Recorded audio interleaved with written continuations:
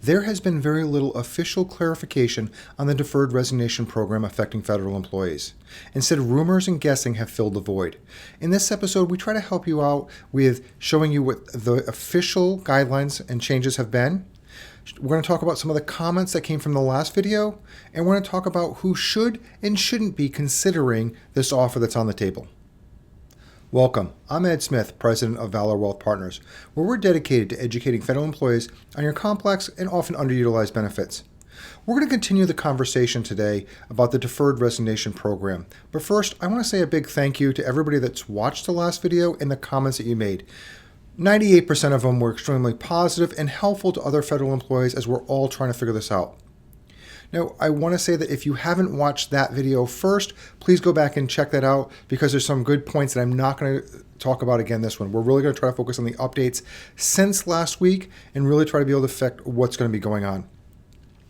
I also want to say that please share as much information as you possibly can. If it's in the comments, if you want to email us, you're seeing some things that we're not seeing, like if it's a specific email that's going out from your agency, we don't see all of those communications. While we do see some things, we don't see all of them. We see what's publicly available. So to help guide a little bit more, we do look at these things, and I will try to be helping as much as I possibly can but your help is very much needed.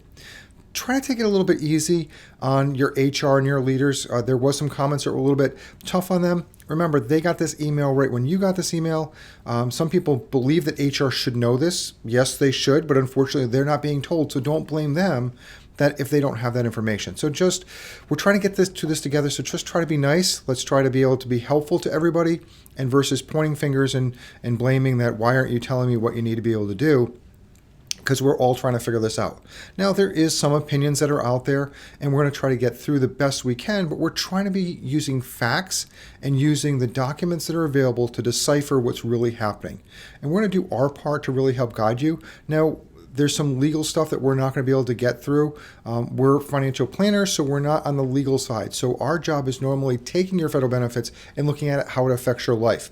But with this bigger topic, we're expanding a little bit more into that detail of exactly what this means, because we have clients calling us, what should they do? And so we have to be able to help them out.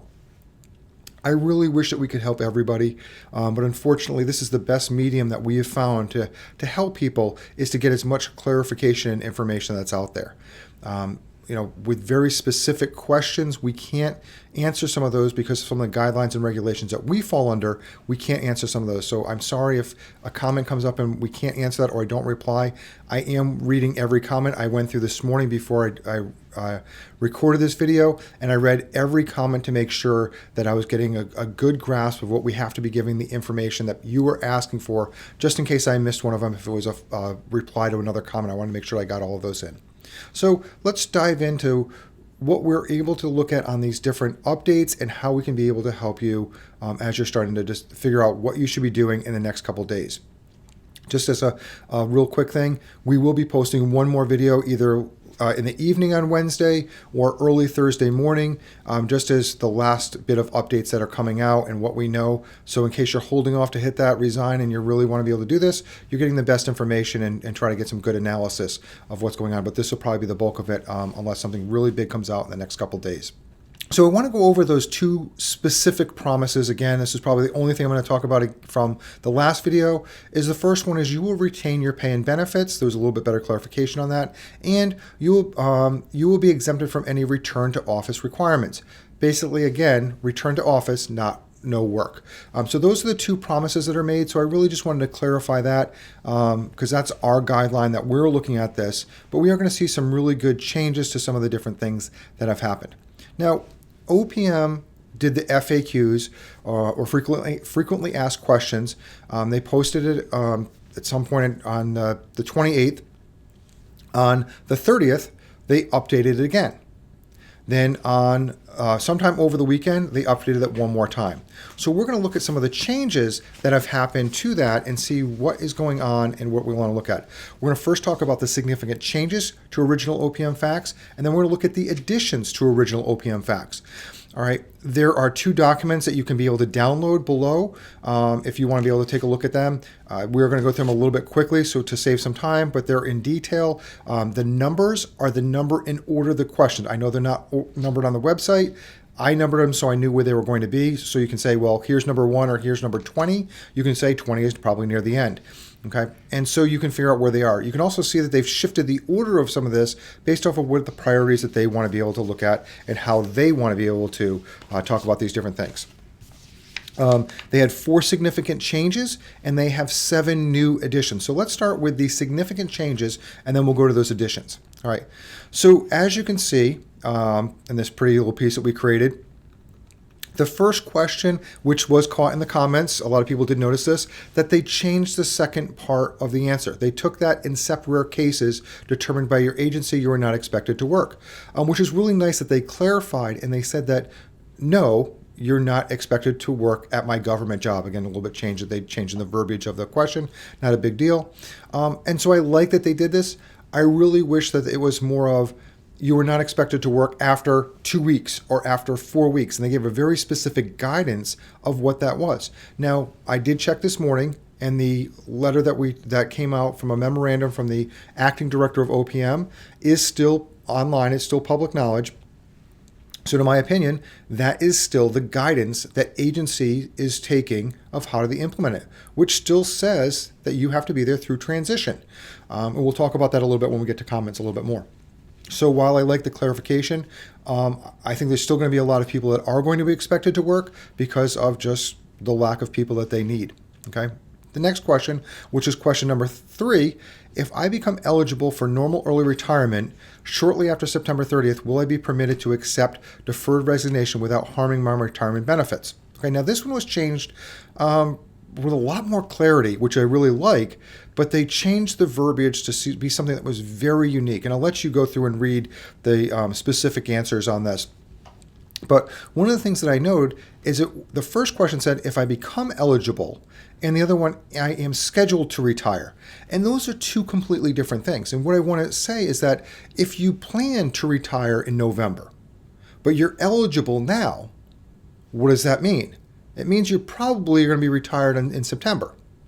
So you just want to be able to look at, it's looking at the eligibility and how they're wording this in different ways. Okay, so I would say that the retirement date is going to be your first eligibility, if you like it or not. So I would really want you to get a little bit more clarified. I like that this clarified this a lot more, but I want to be able to make sure that you know that if you wanted to go past this period of time between September and December 31st, there is some guidance based off of there, and they did change, how do you respond to those different questions. But to me, I think you really want to get some really good clarification. If you think you're going to be retiring in November, December, but you're already eligible now, you're probably going to be retiring in September. They're not going to say, well, no, that's just because you want to work a couple more months, or you're not going to work, or whatever that status is going to be that you're in. That may not be something that's eligible for you. Okay, question number 5, who is eligible for deferred resignation? Now, it's mostly the same, but they added something in that was really different here. They added those in positions related to public safety. So that could be a lot of different things. Air traffic controllers, that could be some different types of police. It could be a wide variety of things. It could be a lot of different things that not even thinking of. So I think that's another big group of people that they might be talking about in that scenario. Okay, the number 13 is the last significant change. Can I accept another job after I submit my resignation but before my final resignation? Okay, now this was a complete rewrite from the original conversation. It excluded the suggestion to ask your agency's human resources team about any restrictions. So again, in the first one, they said, make sure your agency is okay with you being able to work when you're on administrative leave. This has nothing. It's basically saying, yeah, go, encourage you to find another job, which is great. And if you are able to do that, that's good. Now, would you be able to work in the same area? Let's say you have work as a contractor that supports the agency you just left and you're on administrative leave. That's probably something that's not going to be able to happen. So it's going to limit the types of jobs and the expertise that you possibly have that you might not be able to do this. So again, I think it's very flowery, a very positive thing of, yes, you're going to be able to do this, but I would really get some clarification from HR or your managers, if they have any, if you're going to be able to do this, or what restrictions your agency might have, and not just the FAQs that are telling you what you could be possibly doing. Okay, now let's go look to the additions to the original OPM facts. All right, and like I said, there's 7 of them. Will I really get my full pay and benefits during the entire period through September 30th, even if I get a second job? Yes. You will also accrue annual leave, sick leave, etc., be paid out for unused leave at your final resignation. So the clarification from the original number 2 question that they had was really good. I like that the extra clarification that's there. Can I take question number 4, can I take an extended vacation while on administrative leave? You are most welcome to stay at home or relax or travel during vacation, whatever you would like. So this is the first mention of staying home and vacation on the FAQs. They made it, again, more prominent. Again, this is question number 4. So they really pumped this up, these 2 questions, to make it seem like, hey, you're not going to be working. Again, I would go back and to get that clarification. I like that they're saying that you can and that you're not going to be able to have to do these things, but really want to be able to look at the details. Can I take an extended vacation while on administrative leave? I'm sorry, that was number 4. Number 5, the current funding bill for the federal government expires on March 14th. Will I still receive full pay and benefits if the money runs out? Now, here's a bigger question that we have to be looking at. What happens if you stay? What happens if you resign? All right, so either way, there could be problems down the road and March 14th with a continuing resolution and something happening. So I really wouldn't be so worried. Everybody's all talking about this. I would say either way, you could be affected drastically. So I don't think that this should be part of the decision of should you take it or should you not? Can they do this or can't they? I would say that that's a bigger picture for the government, that if you stay or you're not, this could be affecting you on different types of things. Okay. Question number 6. Does my agency have VERA for employees who opt to take the deferred resignation offer? First off, let's clarify what VERA is, because they put an acronym and they didn't do that. And not everybody knows what VERA is unless you watch that really good webinar or saw the replay of it from ProFeds on their Fed Impact webinars. They went through all of these things really in detail. Really recommend you do it. Again, the link is still down below in the comments area. So VERA is Voluntary Early Retirement Authority. So what the VERA is, it is not eligible for everybody. You have to be specifically authorized or specifically told that this is able for you. It's not just a wide open thing. And this is saying, yes, employer and eligible. So they're making it seem like everybody can just sign up for VERA and it's a great thing. No, you have to get offered VERA. So I don't even know why this is here. I think this is something that is a nice teaser. VERAs might be coming in after this. Who knows? There's a lot of tools that the government has for that voluntary type of thing. So I would be very cautious of this question. I don't even really know why that was there, because not everybody can take advantage of that. All right, number 9. How can I make it clear that I would like to resign and retire, not just resign? Remember how we talked about that September 30th through December 31st? And this goes back to that eligible to retire, okay? So it's when you're eligible to retire is what really comes down to here. Again, I would contact HR before you do this. Make sure you're very clear on what is going to happen and how this is going to happen. I do like that you can do this, but this seems very open-ended, and I think that you want to have some good clarification and also get some stuff in writing about what this actually is going to be. Okay. These last 2, I love these last 2 additions here. Is there a formal agreement I can sign with my agency reflecting the terms of this offer? Yes, and you actually will. Yes, if you're eligible for the Deferred Resignation Program and accept it, your agency can execute paperwork reflecting all the terms. Great, that there's actual formal agreement. Where is it? Okay, you're asking to make a major decision on life without seeing all of the fine print. And I think this is probably going to be one of the biggest problems that going to be happening, except for the fact that this is a voluntary action on your choice. You are choosing to do this. Nobody's making you do this. Nobody's making you resign. They're saying if you want to. So you're voluntarily resigning without knowing the facts or with the facts on hand. Okay, so if there is a document, why aren't they sharing it? Why aren't they sharing a blank document of everything that you will have to be abiding to and the rules and the guidelines? This is just ridiculous to me that they have the document, they say there's a formal agreement, but they're not sharing this so everybody can see this. I would challenge OPM to put this out there, or the agencies to put this out there so you can actually see the formal agreement before you have to sign this, sign and do this in a couple of days. The last question: does the Deferred Resignation Program comply with all records and privacy laws?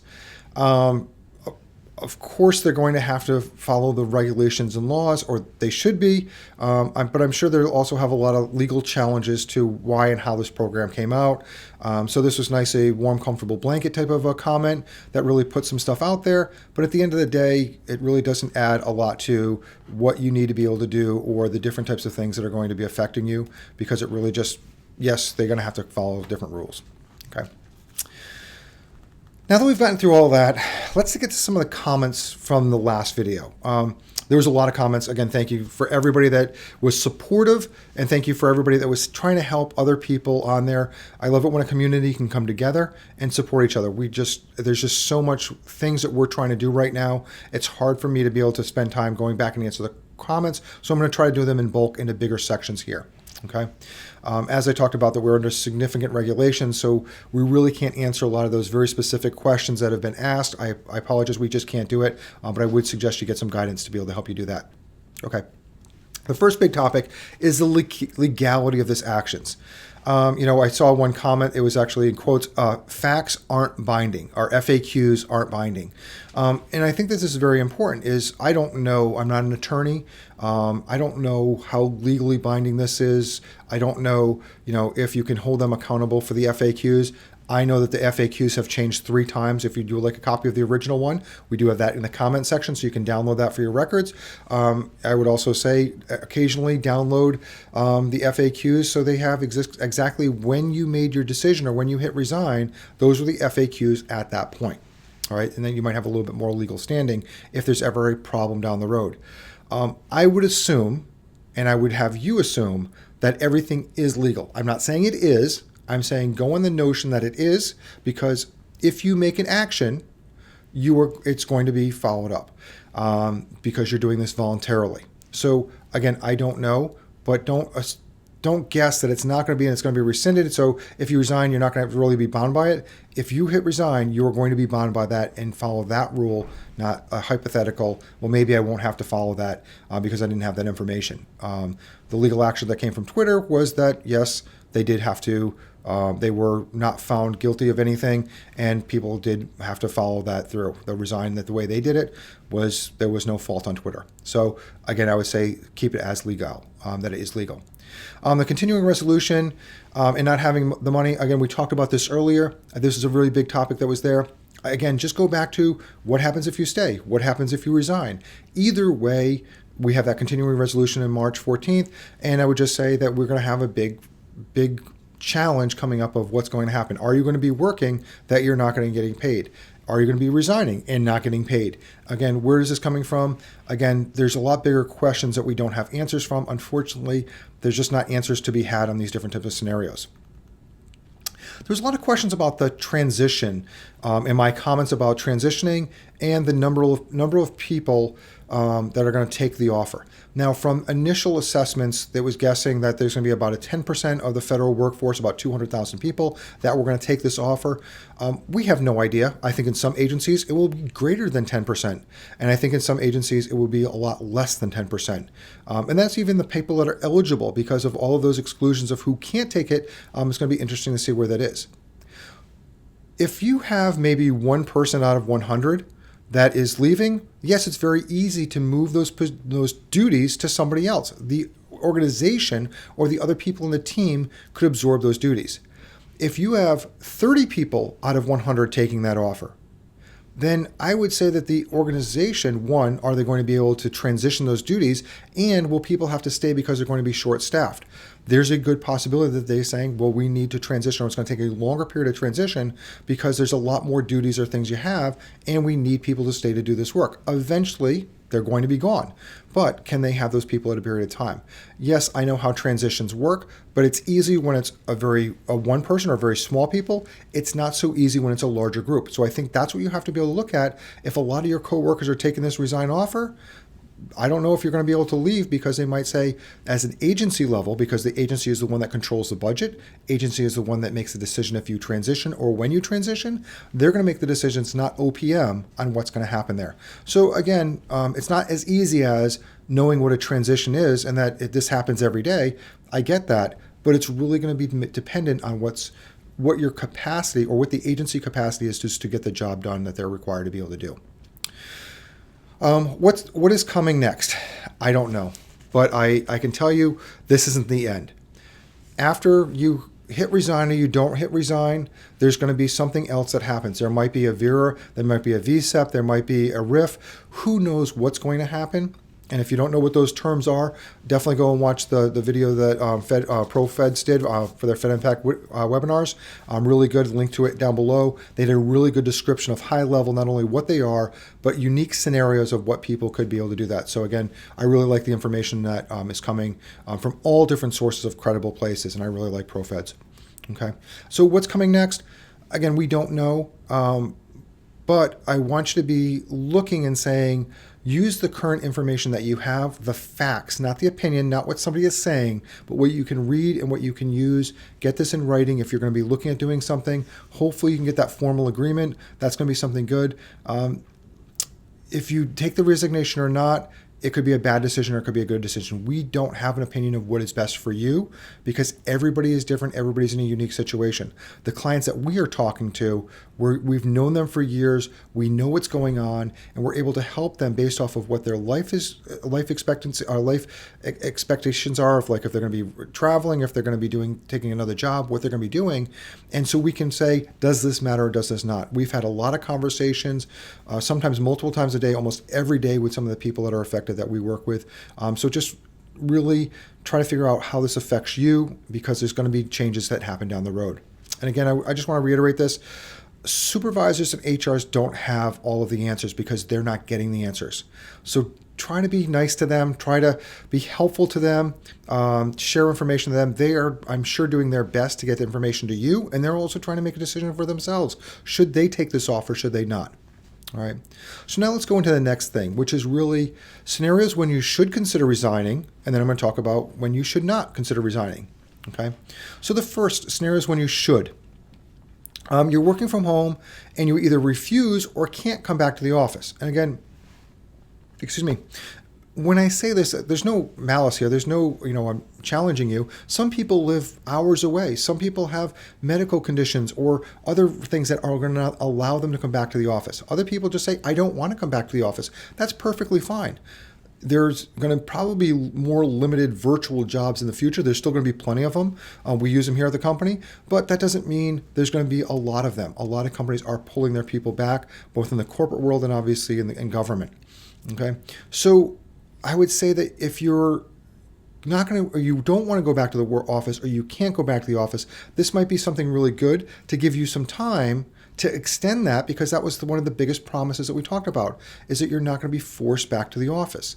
It gives you some time to be able to look at what you want to be able to do, go on that job hunt, find some alternatives, find some other resources, and it's going to be able to keep you so you're actually not going to have to come back into the office. All right, so that's probably the best case scenario. The other one that I really think is important is the people that is retirement before September 2025. No, I did not say till December 31st, because between September 30th and December 31st, I think there's a very big gray area, and I would really want you to have more clarification of what this is. And again, that's eligibility, not wanting to retire in that period. But if your retirement is before September 30th and you're going to be eligible, I don't see a real big reason of why not. If they make you stay in the office, or do exactly what you're doing now, that's fine. If you're eligible to retire now and you don't like what happens, as far as every documentation that I'm seeing, you're able to say, you know what, I'm done. I'm putting my retirement paperwork early. I'm going to push that period a little bit early, and they say you can be able to do this. So I think this is another really good thing that you should be looking at. If you don't have to go into the office and you still get paid, you get almost a retirement a little bit early, but you're still accruing that retirement benefits and getting your full benefits for that period of time. Okay. The last scenario that I think that maybe should is you are willing to quit without a new job, or you have a pending offer, and more importantly, you have the reserves to do so. If you have no reserves, then that is not who I'm talking about. But if you have reserves to hold you off until you get that new job, that's really good. And there's a big clarification. I know that they say that you'll be getting paid. That's great. But what happens if you don't get a job by September 30th? All right, there's going to be a lot of people, possibly if you're in the DC area, there's going to be a lot of people fighting for jobs in that one area. So I would say that you can't say you definitely will have a job by September or the end of September. So, if you have a job pending or you're willing to quit without a job and you have those reserves, that might be something that you could be looking at, and this might be something that's good for you. Okay, let's go on to, I have two scenarios of when you should not consider resigning. And first, you're looking to have spring and summer off without a job. That sounds attractive. It's starting to get warmer in a lot of places in the country, and you just want to be able to not have to work. That's great, but I also think that that's not really the reason why you should stop resigning. All right. The other one, going back to those reserves, you have bills to pay and no job prospects. Okay. If you do not have reserves, or you have to make sure that these bills are paid, yes, you could still be getting paid, and you're still going to get paid until September. But if that runs out and you don't have a job, you could be in big trouble. The other thing to look at is that with the continuing resolution right around the corner, you might not get paid. Okay, even though they said you'll get paid, that's if everybody else is getting paid. So you still need those reserves. So I would just be very cautious. One of the biggest things that I look at is having the capacity to pay your bills if you are unemployed for 9 months, 10 months, over a year. And that does happen with some people. Or are you willing to take a job that's lesser just to be able to get in this different scenario? So I'm not telling you what to do. I'm trying to give you some different scenarios to make you think, look at the facts, and try to really make some good decisions about what is best for you. So hopefully that's been a little bit helpful on here. Where should you get some more information? As we talked about this last time, your direct supervisor or HR, they may have some good information. Again, if there is something that they're saying that you absolutely will get this in writing. Again, look at independent resources that are not tied to the government. There's a lot of people out there with opinion pieces. That's great. Look at them, take their opinion, but look at the facts. And then another thing that I really want you to consider about getting information is that once this situation is over, or this week is over, there's going to be something that's coming next week or in a couple more weeks. So there's something that's going to happen. Find a resource that gets to know you and knows federal benefits that can really help you decide what the next steps are going to be. So if you decide not to resign and you're going to stay in the federal government, and then another offer comes in a couple of weeks or in another month, it's easier to have somebody that works with you and understands both federal benefits and you help you make those decisions versus you just doing it by yourself. Because I know it's very tough out there doing it by yourself. Thank you again for watching this video. We want conflict-free, unbiased advice. Thank you, and we'll be talking to you in a couple of days, either again Wednesday night or early Thursday morning, depending on when we can get this out for you. And hopefully this is very helpful for everybody. Thank you, and good luck out there.